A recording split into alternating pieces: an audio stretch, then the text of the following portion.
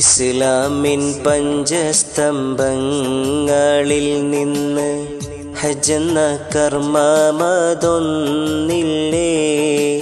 ഇസ്സത്തോടെ അജ്വ നാട്ടിലൊന്നിച്ച്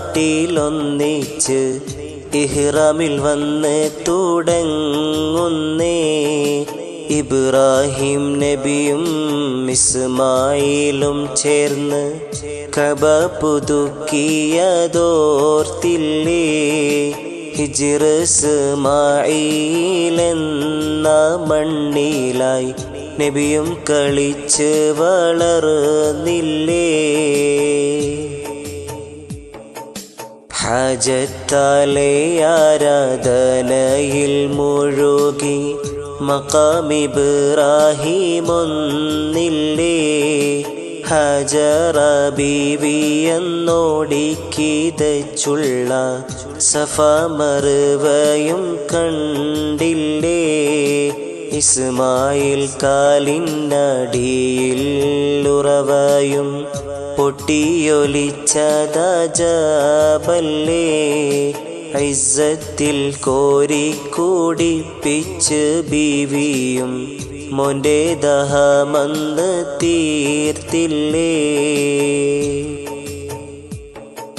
മുത്ത് നബി എന്ന് ധ്യാനം ചെയ്തുള്ള ഹിറാ ഗുഹയും അവിടെ തന്നെ.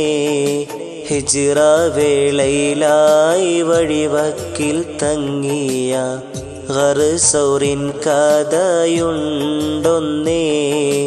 ഇതിഹാസമായി വിജയം കൈവരിച്ചുള്ള ബദറിൻ തിരുമണ്ണും അവിടെ തന്നെ.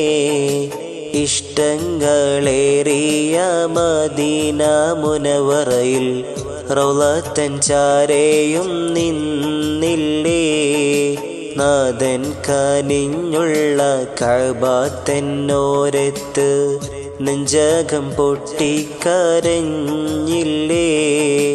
നല്ല ഔവൽ ബൈത്തായി നാഥൻ അരുളിയ കഅബക്ക് നേരെ തിരിഞ്ഞില്ലേ.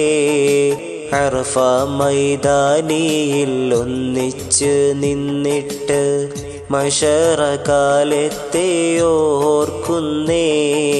ഹജ്ജിൻ്റെ വിളി കേട്ട് മക്കയിലെത്തിയ ഹജിമാർക്കുണ്ട് പവിത്രത.